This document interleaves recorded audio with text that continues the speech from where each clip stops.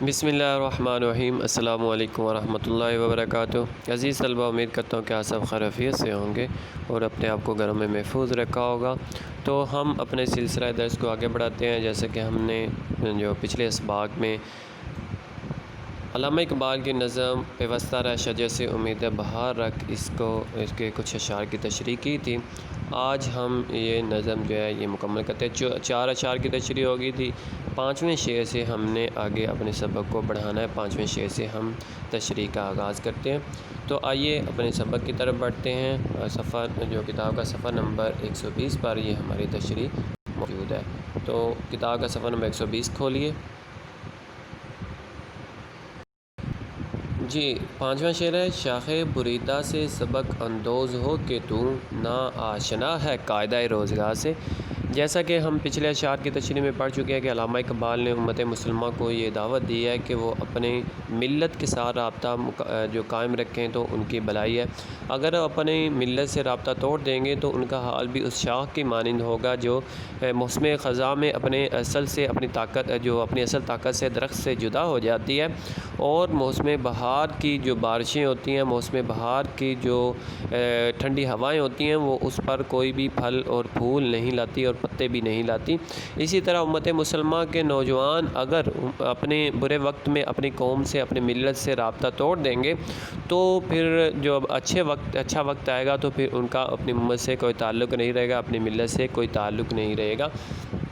تو اس شعر میں علامہ اقبال کہتے ہیں کہ علامہ اقبال نے اس شعر میں مسلمانوں کو اتحاد و یکجہتی کے ذریعے اصول پر کاربند رہنے کی نصیحت فرماتے ہیں، اور کہتے ہیں کہ انہیں درخت سے الگ ہو کر نیست و نابود ہو جانے والی ٹہنی کی مثال دیتے ہوئے سمجھاتے ہیں کہ اس ٹہنی سے سبق سیکھو۔ جس طرح وہ درخت سے متصل ہو تو وہ دوبارہ ہری ہو جاتی ہے، اس پر پھل، پھول اور پتے اگ سکتے ہیں، جبکہ اگر وہ الگ ہو جائے تو ہمیشہ کے لیے خاک میں مل جاتی ہے۔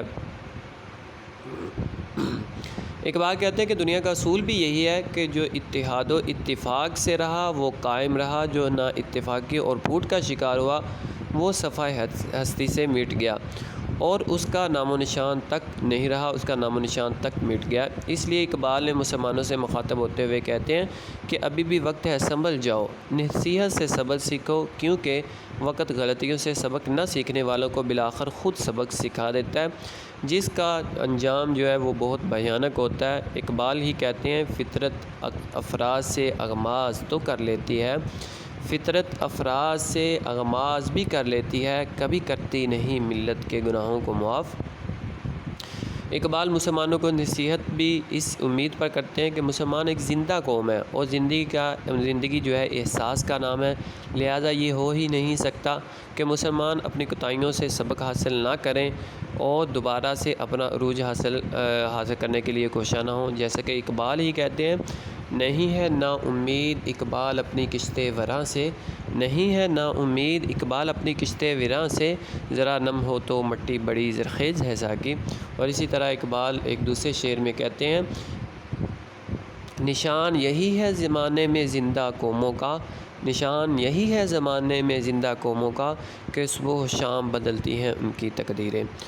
تو علامہ اقبال نے امت مسلمہ کو یہ دعوت دی ہے کہ وہ حالات سے سبق سیکھیں، اگر وہ حالات سے سبق نہیں سیکھیں گے تو پھر وہ نیست و نابود ہو جائیں گے۔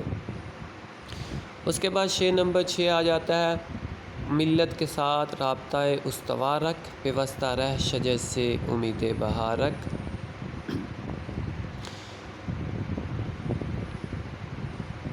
اقبال کا یہ شعر مشہور زمانہ ہے اور اس میں ان کی اس تمام نظم کا نچوڑ شامل ہے، یا یوں کہنا بجا ہوگا کہ یہ شعر کلام کا حاصل ہے، یہ یعنی کہ ان کا جو پوری نظم ہے اس نظم کا حاصل یہ شعر ہے، اس کا خلاصہ یہ شعر ہے۔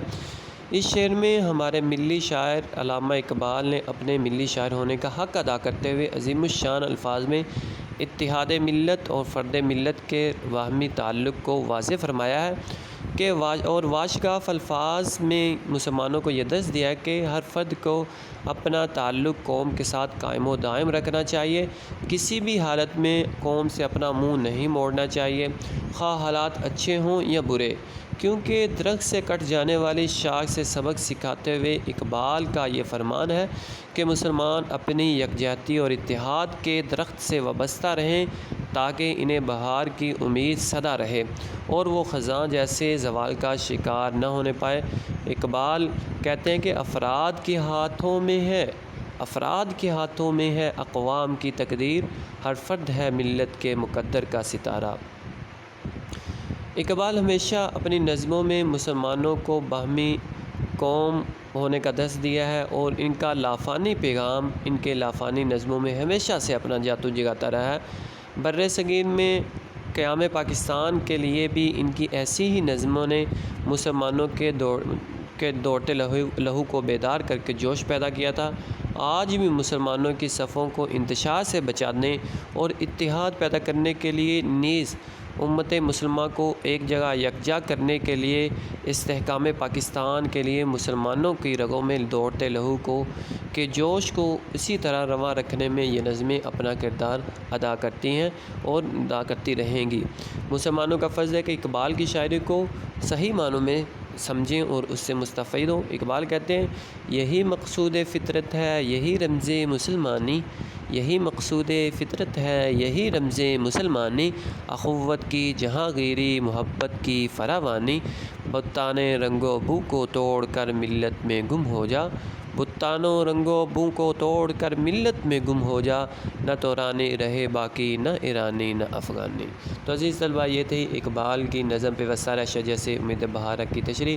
اب ہم اس کے خلاصے اور اس کے مشقی سوالات کی طرف آتے ہیں۔ طلبہ اب ہم سبق کے خلاصے کی طرف بڑھتے ہیں۔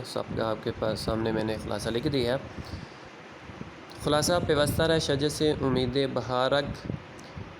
علامہ اقبال نے نظم پیوستہ شجر سے امید بہارک میں فلسفہ اجتماعیت پر بہترین روشنی ڈالی ہے۔ اقبال کہتے ہیں کہ جو ٹہنی موسم خزاں میں درخت سے ٹوٹ جاتی ہے تو یہ ممکن نہیں کہ بہار میں بھی وہ سرسبز و شاداب ہو۔ درخت سے ٹوٹ جانے والی شاخ کے لیے موسم خزاں کبھی ختم نہیں ہوتا، ایسی شاخ کا پتوں اور پھولوں سے کوئی تعلق نہیں رہتا۔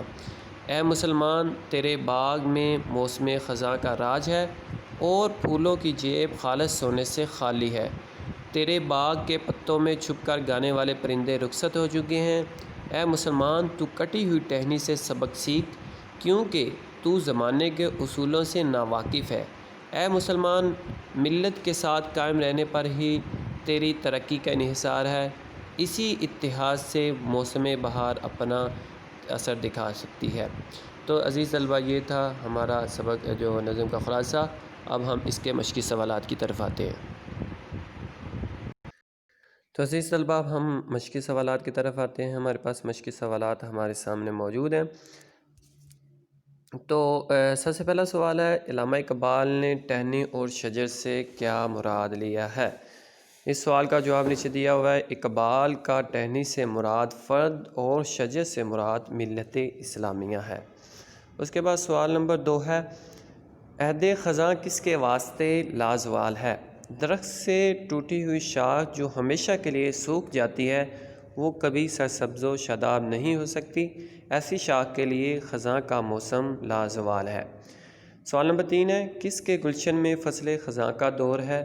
مسلمان کے گلستان میں خزاں آیا ہوا ہے، وہ درختوں کی شادابی، پتوں کی سرسبزی اور تازہ پھولوں سے محروم ہو چکے ہیں۔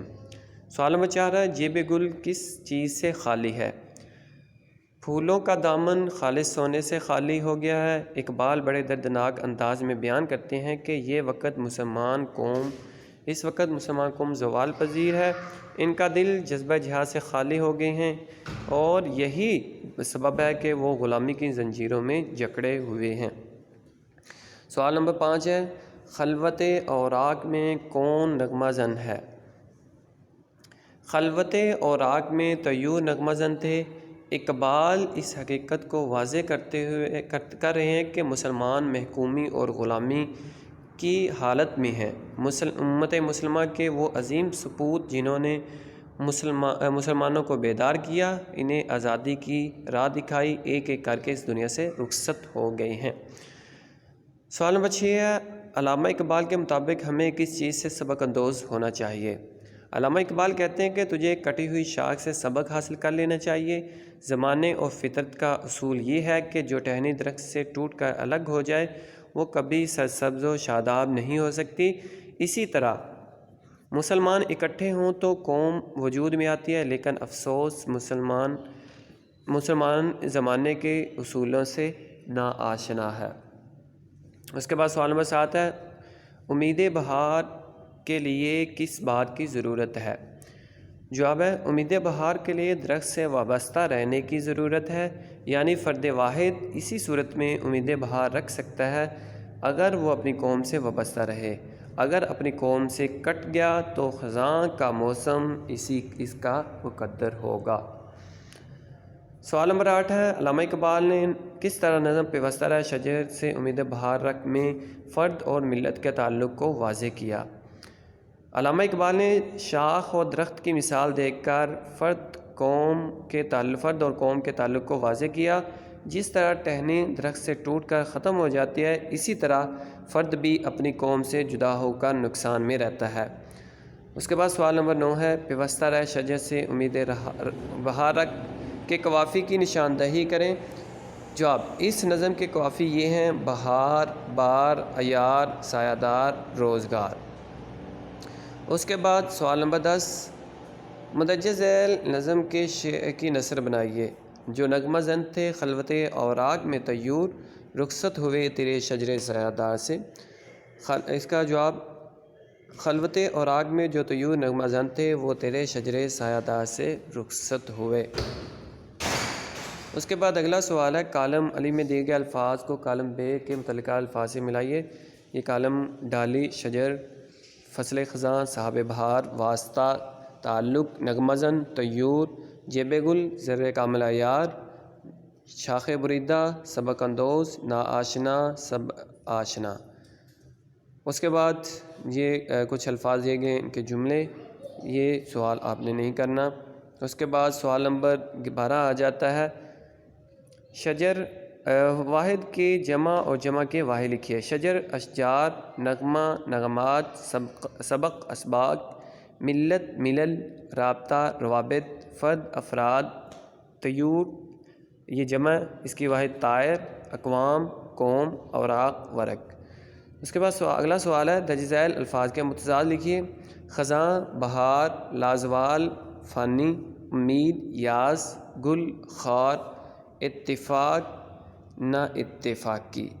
اس کے بعد اگلا سوال ہے، اعراب الفاظ، درج ذیل الفاظ پر اعراب لگائیے۔ فصل، سحاب، بریدہ، گلستان، سبق، روزگار، خلوت، امید۔ اور اس کے بعد آ جاتا ہے، مناسب الفاظ کی مدد سے مصرع مکمل کیجیے۔ ملت کے ساتھ رابطہ استوار رکھ، ڈالی گئی جو فصل خزاں میں شجر سے ٹوٹ ہے لازوال عہد خزاں اس کے واسطے، جو نغمہ زن تھے خلوت اوراق میں طیور، ممکن نہیں ہری ہو صاحب بہار سے۔